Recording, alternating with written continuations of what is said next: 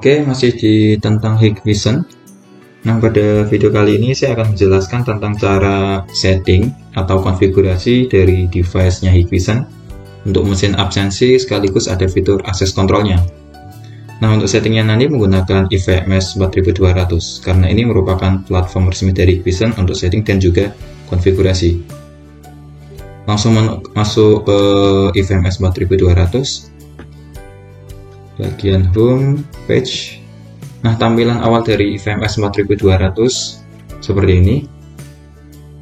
Nah, nanti untuk setting akses kontrolnya itu ada dua opsi, yaitu bisa menggunakan yang manual atau langsung masuk ke operation wizard. Kalau operation wizard ini dia lebih simpel karena nanti langsung muncul step-stepnya. Nah, ketika masuk ke bagian akses kontrolnya, di sini juga langsung muncul stepnya dari mulai device, add person, template, access group, dan lain-lain ya. Dan bagian time attendance juga sama, di sini muncul step-stepnya. Oke, saya akan coba untuk setting mulai dari yang bagian access control wizard. Nah, di bagian access control wizard ini yang pertama adalah device. Artinya device-nya atau mesin absensinya nanti harus di-input ke software IVMS 4200. Nah, untuk cara menambahkannya, ini sebenarnya sudah ada pada video yang sebelumnya, yakni bisa menggunakan online device atau yang adding melalui IP address. Oke, saya akan mencoba yang menggunakan online device. Nah, di sini sudah muncul untuk device yang sudah terhubung menggunakan kabel LAN di PC-nya. Oke, karena ini statusnya masih inaktif, jadi device-nya ini baru dan belum pernah digunakan. Nah, langkah yang pertamanya itu harus diaktifasi terlebih dahulu. Aktivasi ini berupa data dari username dan juga password. Nah, ini nanti bisa diisi di bagian passwordnya sesuai dengan password yang ingin digunakan.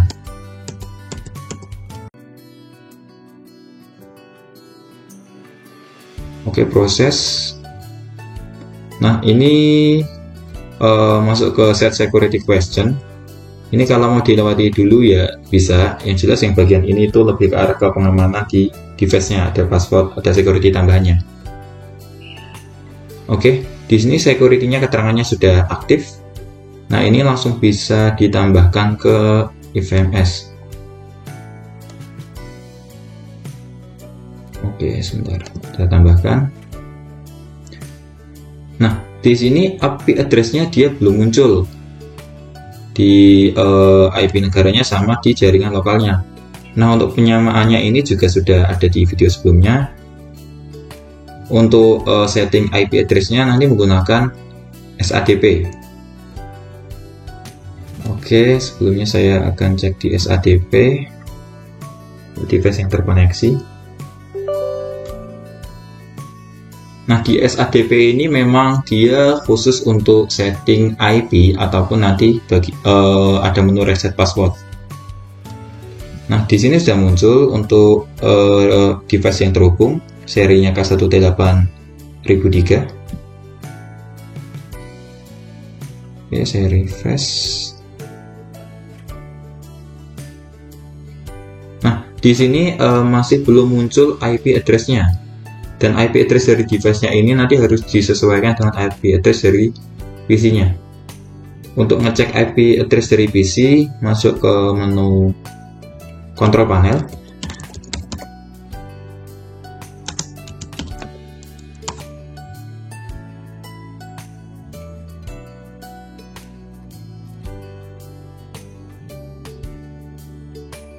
Bagian network and internet, di bagian network status.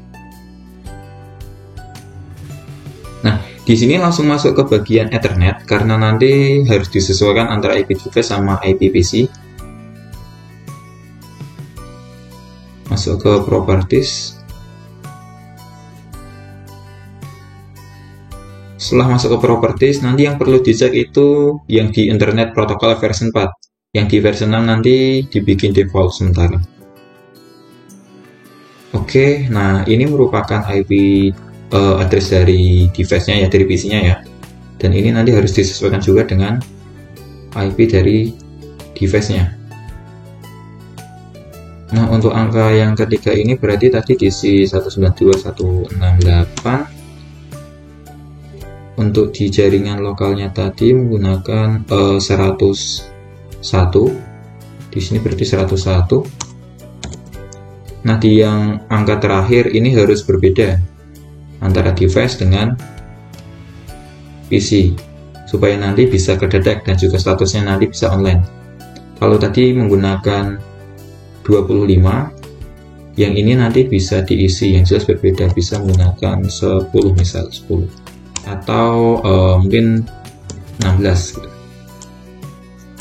16 dan gateway-nya juga harus disamakan aja, 192 terus 168 101 dan juga tadi belakangnya 1. Nah, di sini sudah sesuai. Yang jelas yang angka terakhirnya itu harus berbeda. Setelah sudah, ini bisa di OK dan juga di sininya di modify. Nah, password ini diisi dengan password dari device-nya tadi yang sudah di set sebelumnya.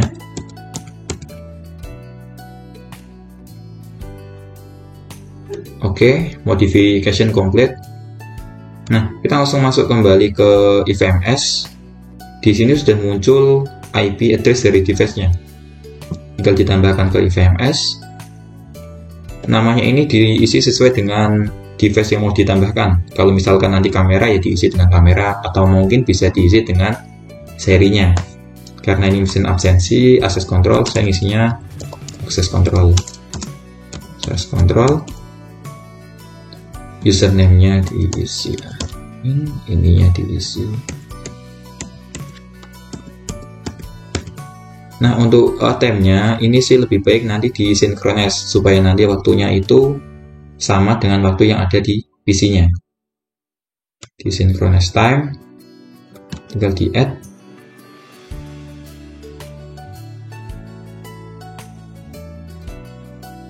Oke, di sini device statusnya sudah online, artinya dia sudah ditambahkan ke IVMS 4200. Nah, langkah cepatnya lebih baik menggunakan yang wizard, soalnya nanti langsung muncul step-stepnya. Kalau misalkan tadi menggunakan menu utama, mungkin di situ ada berbagai macam menu dan itu juga belum ada prosedurnya atau kayak semacam step setelah proses ini nanti ke proses yang apa.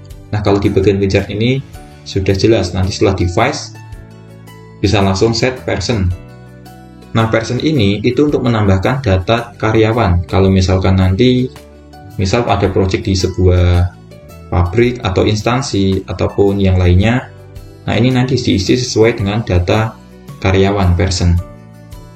Di bagian company-nya ini nanti bisa diisi, misal PT-nya mungkin dari Pertamina. Oke. Nah, ini nama perusahaannya. Jadi nanti kalau mau ditambahkan subdivisi ataupun ada departemen-departemen apa, tinggal di bagian add. Misal Pertamina ada departemen produksi, atau mungkin ditambahkan satu lagi. Oke, ini sebentar.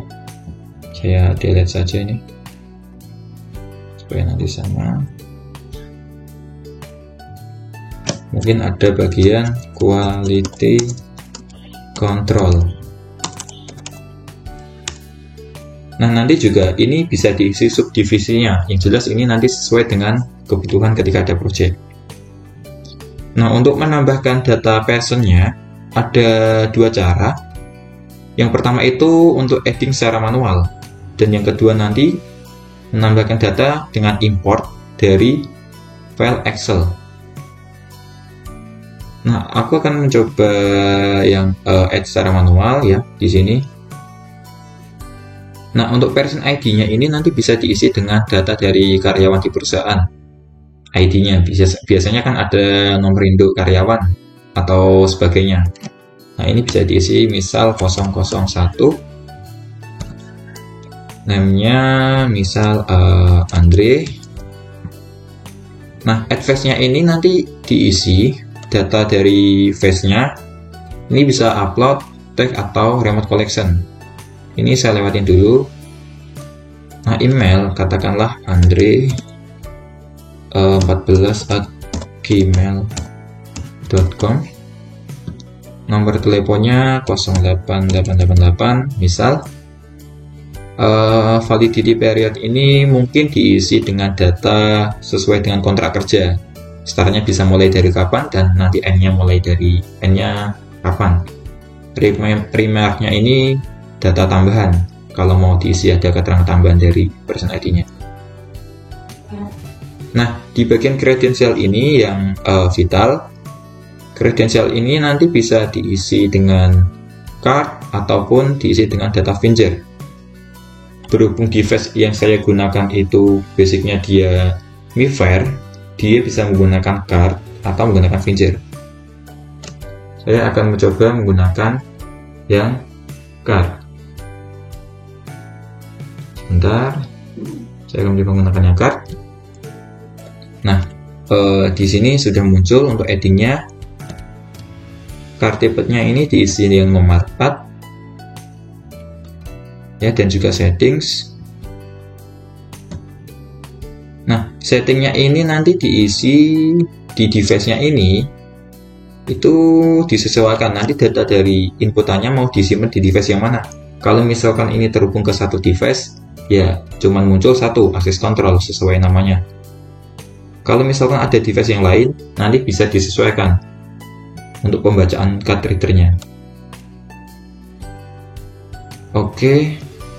Ini akan coba saya read. Nah, karena basicnya MiFair, dia bisa menggunakan kartu apapun yang katakanlah itu ada chipnya RFID basicnya. Semua kartu yang ada chipnya dia bisa. Di sini sudah ter-read. Langsung bisa ditambahkan. Dan kalau mau ditambahkan card yang lain juga bisa. SIM, KTP, sekarang government card, kartu dari pemerintah semuanya menggunakan RFID. Jadi semuanya bisa digunakan. Oke, coba saya tambahkan kartu yang lain. Oke, langsung bisa ditambahkan. Nah, bisa langsung muncul di adding cardnya. Selanjutnya, ketika menambahkan data fingerprint juga prosesnya sama. Di device-nya ini harus diatur dulu mau disimpan di device yang mana. Access control, nah ini bisa langsung di start. Place your finger. Oke, ini dia 2 kali sentuh. Place your finger again. Oke, dia sudah komplit. Dan kalau mau ditambahkan data finger yang lain juga bisa. Misal finger yang tengah ataupun yang jari yang lain, itu nanti bisa sesuai dengan kebutuhan. Oke, ini langsung saya tambahkan, saya add. Nah, di sini sudah muncul data satu karyawannya. Fingernya 1, card yang saya tambahkan 2, dan face-nya tadi belum saya input. Nah, ini mungkin sedikit agak ribet karena nanti untuk penambahnya satu-satu. Selain itu juga bisa diimport langsung dari file Excel, dan caranya nanti masuk ke menu import. Dan di sini terlebih dahulu harus download template-nya. Ya, template-nya itu berupa Excel. Ini taruh di desktop. Mungkin dikasih nama template Pertamina di sini. Oke, statusnya sudah download. Cek terlebih dahulu template Pertamina yang ini.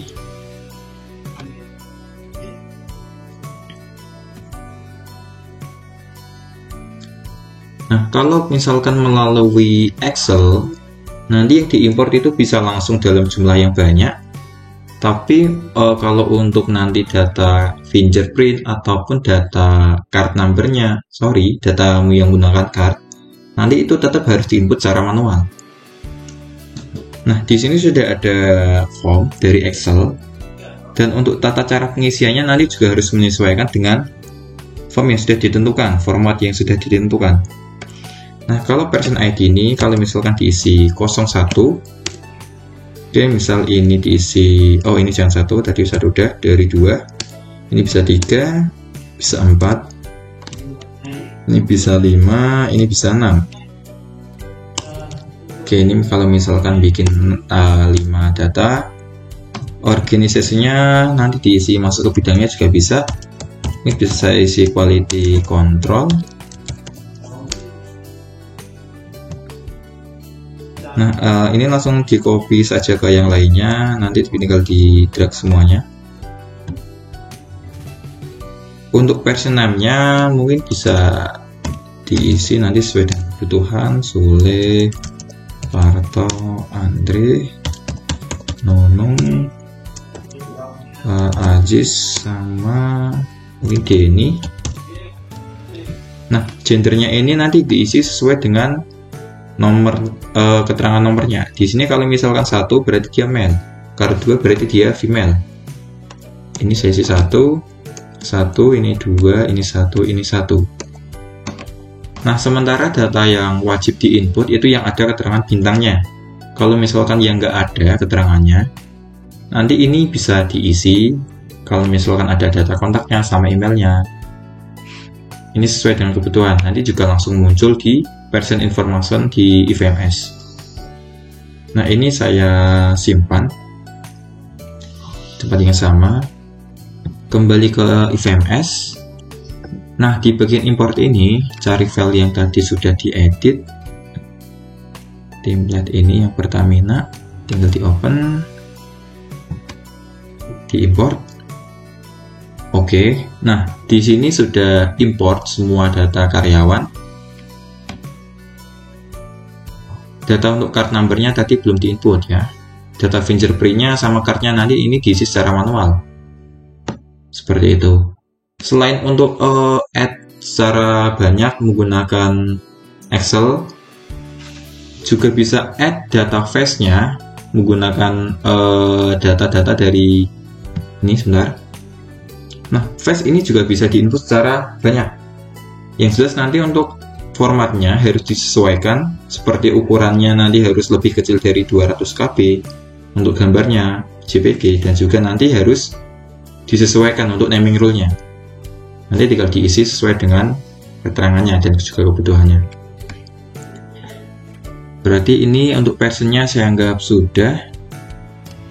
Setelah data person, setelahnya itu nanti bikin template. Nah, template-nya ini nanti diisi sesuai dengan data shifting di katakanlah perusahaan ya. Kalau misalkan ada 3 shift ya nanti diisi dengan 3 shift. Shift 1, shift 2, shift 3 sesuai dengan kebutuhan. Oke, ini saya buat satu lagi untuk shift-nya, katakanlah shift 2. Dan di bagian remark-nya ini nanti diisi dengan keterangan dari shift 2-nya mungkin. Shift 2 itu nanti mulai jam 4 sore mungkin sampai jam 12 malam WIB. Nah, untuk jam kerjanya ini juga diisi, di drag mulai dari jam 4 sampai jam 4 sampai jam 24 ya, sampai jam 12 malam. Nah, untuk jamnya ini kalau mau yang lebih presisi nanti diklik kanan, tinggal disesuaikan dengan jamnya, start mulai jam 4 sampai jam 24, jam 00.00. Oke.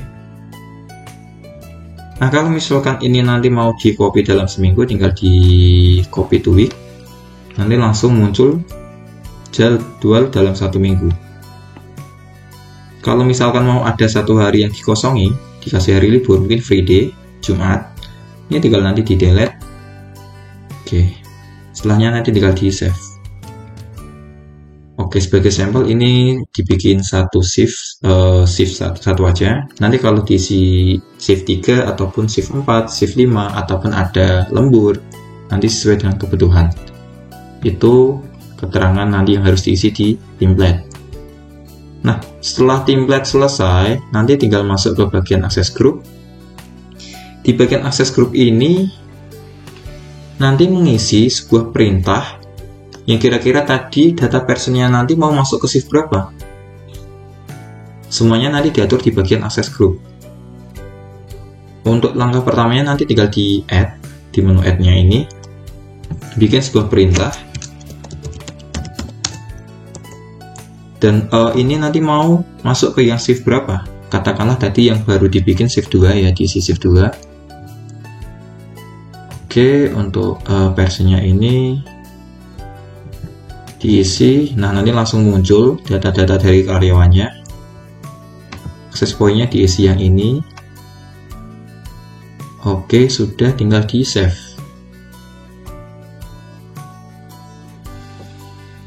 Yang tadi yang perintah 2, yang ini saya hapus dulu, ini tadi sebagai contoh modified.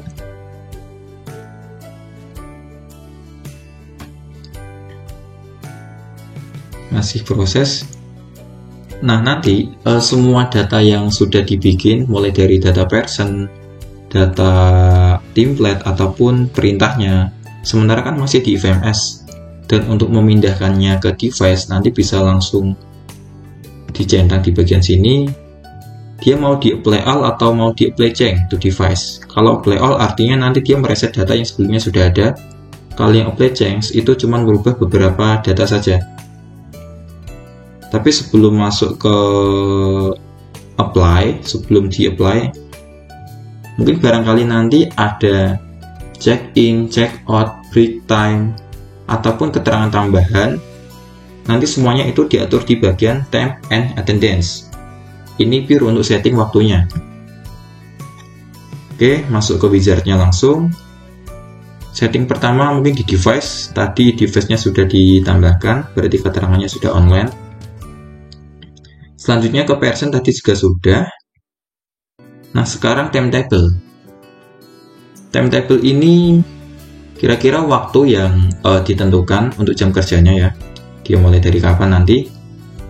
Nah, ini nanti juga disesuaikan sesuai dengan keterangan di perusahaannya, sesuai dengan ketentuan di sananya. Dia start work-nya mulai dari jam berapa. Yang awalnya ya jam 8, mungkin dari jam 8 sampai jam 4 sore ini untuk shift pertamanya. Terus untuk check-in-nya dia mau mulai dari kapan. Dan secara default ini nanti ngeset setengah jam sebelum start work time, dan untuk check out-nya juga setengah jam setelah work time. Untuk calculate S-nya ini masa kerjanya, late allowable ini untuk keterlambatan yang diizinkan, nanti juga bisa disesuaikan. Ini tinggal di save di yang bagian timetable. Setelah timetable-nya sudah ditentukan, selanjutnya masuk ke shift. Nah, shift di sini juga tadi kita bikin sebuah shift tapi belum diatur kira-kira nanti itu mau mulai dari kapan dan sampai kapan. Semuanya nanti diatur di sini. Ketika kita contoh bikin shift yang baru, shift ini sementara saya hilangkan. Oke, belum bisa, dan ini ya, ini saya hilangkan. Oke, oh error. Bisa digunakan shift-nya. Oke, bikin shift lagi, namanya mungkin shift 2. Nah, di shift 2 ini dia repeatnya sementara 1 minggu. Sekarang nge-set timetable-nya. Kalau timetable Pertamina dia mulainya dari jam 8 sampai jam 16. Karena secara timetable. Oke, ini sebentar saya cancel dulu.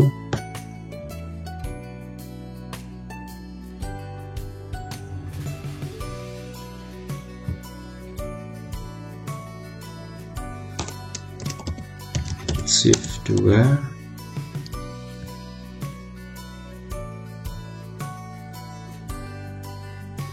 Oke, oh ya, yang timetable tadi kan sudah ditentukan antara mulainya jam 8 sampai jam 16.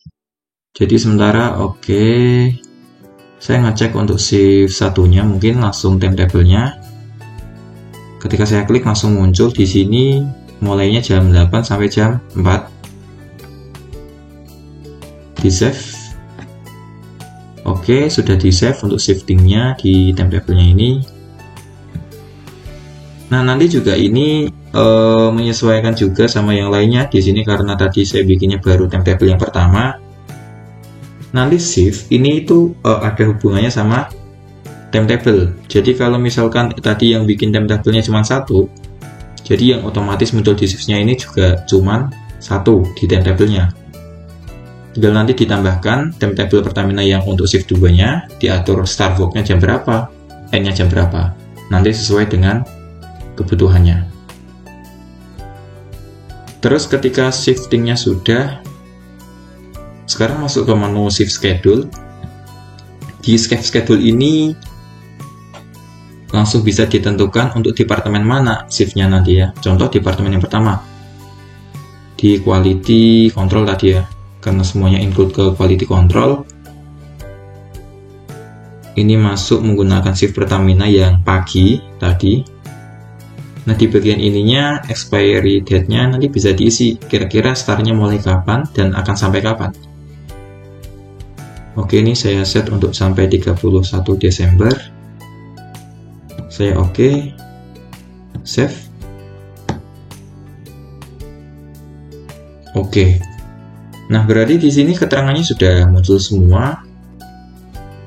Mulai dari 10 ya, 10 Juli. Di sini nanti akan sampai ke 31 Desember. Nah, tetapi nanti setelah melewati 31 Desember ini akan reset. Dan ketika sudah lewat, nanti juga harus dikonfigurasi lagi, disetting lagi.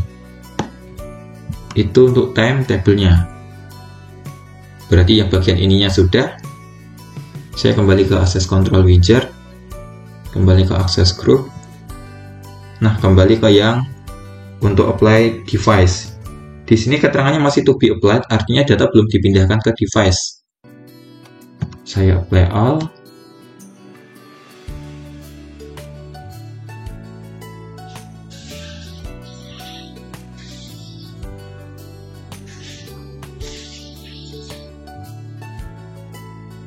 Oke, di sini keterangannya sudah all applied, artinya semua data sudah dipindahkan ke device. Nah, untuk step yang terakhir itu monitoring.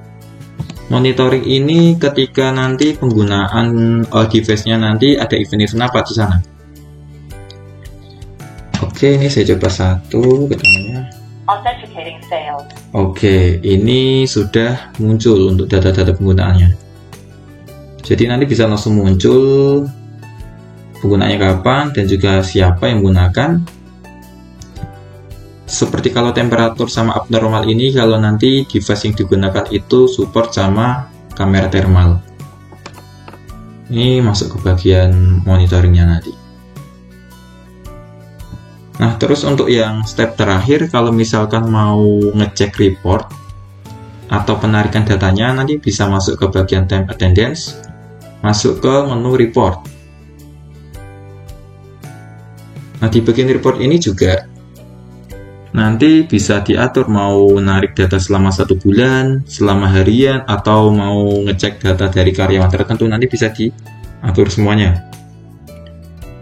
Katakanlah ini bisa get event from device.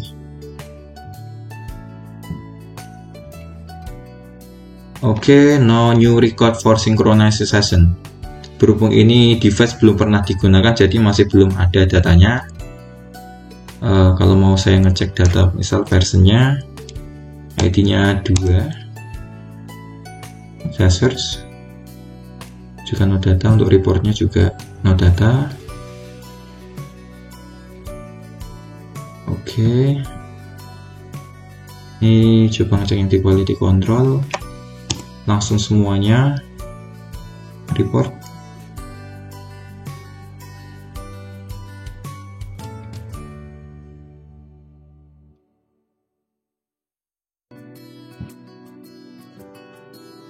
Juga masih belum ada karena soalnya tadi data belum digunakan. Nah, ini coba ngecek yang di bagian calculation saja. Misal saya mau ngecek yang ID-nya 2 tadi, versinya saya cek. Oke, si Sule. Saya kembali ke yang report di calculation. Saya calculate untuk data Sule-nya, no data fonts. Sule, saya calculate juga. Masih belum ada datanya, ini di quality control saja mungkin. Saya calculate semuanya, masih belum ada data. Nah, ini nanti data akan muncul ketika device-nya sudah digunakan ya. Cek semuanya, dan data nanti juga bisa diekspor ke Excel ataupun ke PDF. Dan di bagian report ini nanti bisa penarikan secara daily, monthly, mau dari departemen apa yang mau ditarik, nanti sesuai dengan kebutuhannya. Berhubung ini belum pernah digunakan, jadi ya datanya masih no data for generating terangannya.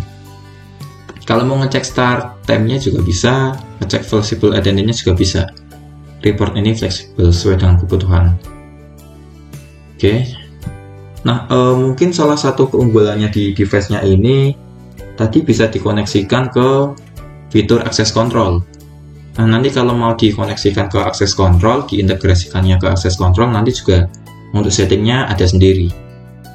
Secara basically, device-nya ini berfungsi untuk sebagai mesin absensi, terminal absensi, time attendance. Dan untuk access control-nya nanti bisa diatur sesuai dengan ketentuannya. Kalau mau dikoneksikan ke door lock ya nanti tinggal terhubung ke door lock. Dan kalau mau terhubung ke kamera thermal yang bisa deteksi suhu tubuh nanti juga sesuai dengan kebutuhan. Oke, mungkin itu saja yang bisa saya jelaskan. Kurang lebihnya mohon maaf dan terima kasih.